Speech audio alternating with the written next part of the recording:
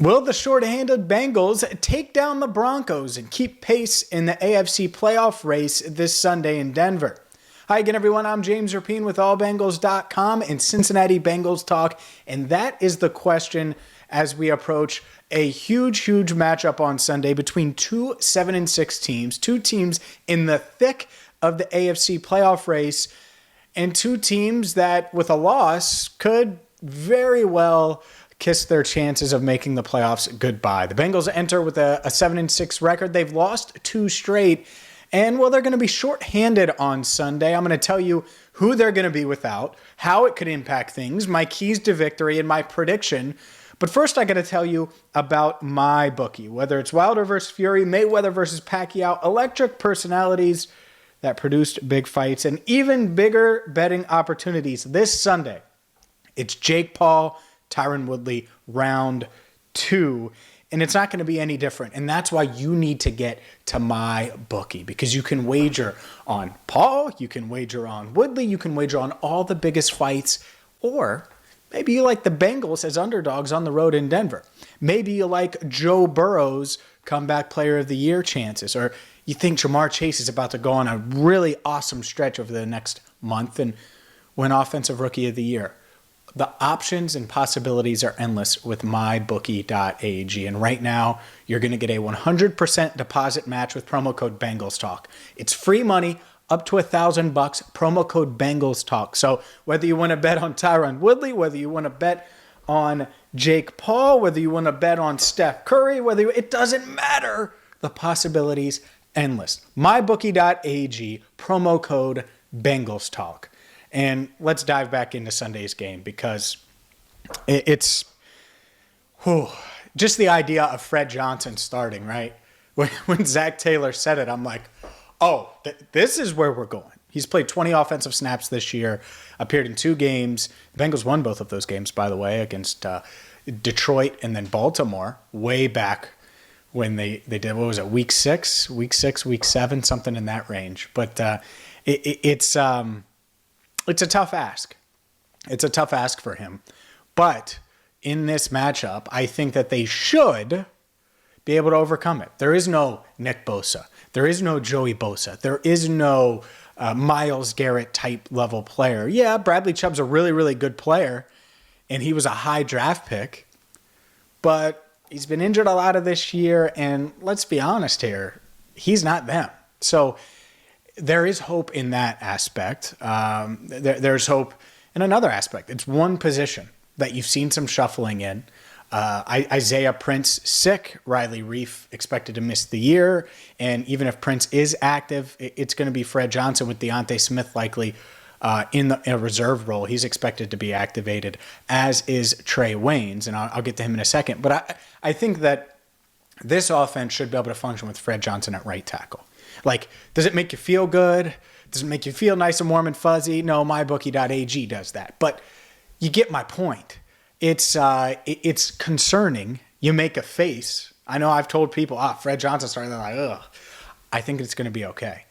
That being said, they're obviously keep Joe Burrow upright, try to eliminate turnovers, and that's a huge key to Sunday's game. Not just eliminating turnovers, but that's how Denver wins. They don't make mistakes, and they force you to make mistakes. So if the Bengals go in there and play mistake-free football, I think this is a game they should win. The Broncos lost to the Browns. The Broncos lost to the Steelers. The Broncos lost to the Ravens. The Broncos should lose, in theory, to the Bengals for a variety of reasons. One, I think Joe Burrow's a much better quarterback than Teddy Bridgewater, especially when he's not turning the ball over, and so that's a key, right? The Bengals' strength on defense matches the Broncos' strength on offense, run versus run. I think the Bengals are fine with a two-headed monster and Melvin Gordon and Javonte Williams defending that. They feel comfortable with that. That's okay. They can play physical. And if you don't want to push the ball down the field, that's fine. They're okay with that. Now, the key is, again, offensively, can they play clean? Offensively, will they keep Joe Burrow upright? And that's why they might lean on the run game a little bit more than I thought they might earlier in the week. But you get Fred Johnson going downhill, get these guys pushing and moving that Denver defensive line. Could be a big key, big factor in this game. because it's strength on strength Bengals offense versus Broncos defense too. The Broncos secondary is really, really, really talented. And when you look at who they have, they have a star safety. They have really, really high-end corner in Surtain. Like 9 interceptions between the two, by the way. It's tough to imagine this, but you got Simmons, you got Surtain, you got 9 interceptions, and then you got this 3-headed monster at wide receiver for the Bengals in Chase, Higgins, and Boyd. Are they going to play the Bengals man-to-man? The Bengals haven't seen a lot of man-to-man coverage in recent weeks. And so if they do that, the Bengals are going to be tempted to throw the ball. And my only concern with that, because I would take the Bengals trio over the Broncos secondary, even though it is close. I get it. I understand it, Broncos fans. Don't kill the messenger. Jamar Chase, T. Higgins, and Tyler Boyd are really damn good in taking them one-on-one. Well, I think a lot of teams would do that. But will the pass rush get there now with Fred Johnson in? Will Hakeem Adeniji, will he look like the guy we saw last week, or will he look like the guy from a few weeks ago that was promising at right guard? So that whole right side, certainly a question mark. And the Bengals are dealing with a bunch of injuries. The good news is Trey Wayne's coming back this week. Chidobe Awuzie is out due to COVID-19. Vernon Hargraves we'll see on him from an illness standpoint. He's dealing with an illness as well. So the Bengals dealing with their fair share of obstacles, let's say. Punt returner, we don't know. If I had to guess, I think because of roster management-wise, it'll be one of the Trents, either Trenton Irwin or Trent Taylor. If they can find a way to elevate Trent Taylor from the practice squad, I think they would probably prefer him. Not reporting that, just kind of guessing, predicting. But I think ultimately because they might need to call up a corner, because they might need to call up a linebacker, it might be the other way where they go, all right, let's use Trenton Irwin because he's on the roster already, and instead of using that practice squad call-up, and then we'll use Chris Evans at running back. We'll use him on kickoff returns because most of those kickoffs at Mile High go throughout the back of the end zone anyway, so not much of a risk there. And that's the other part of this game. Can Chris Evans get involved in the passing game? That's an element, that's a factor that I've been wanting to see. And he looked good in practice this week, so I think he'll be good to go with the ankle injury. And that's why, despite all of this, can this team go to Denver and play mistake-free football? Joe Burrow's better than Teddy Bridgewater, and I expect him to play well. Joe Mixon, the running backs match up well. To me, this Bengals offense should be able to go there and maybe not score 30. It's hard to score 30 against Denver. Score 27.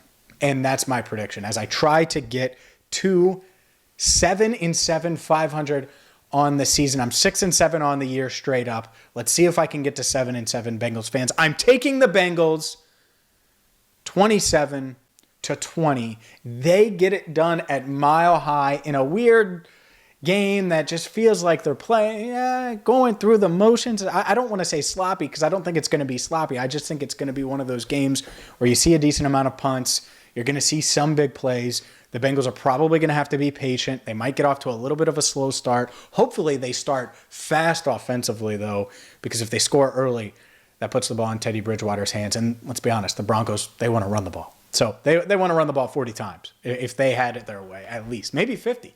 Who knows?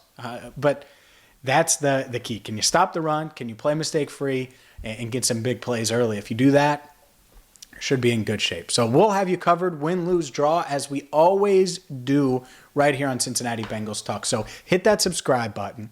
Tell all of your friends about Cincinnati Bengals Talk, and then go to mybookie.ag. Use that promo code Bengals Talk to get a 100% deposit match. Enjoy the fight on Saturday night, and we will talk to you on Sunday morning with our game day report with the latest Bengals news. For our editor, Andrew Fox Miller, I'm James Rapien, signing off for now right here on Cincinnati Bengals Talk.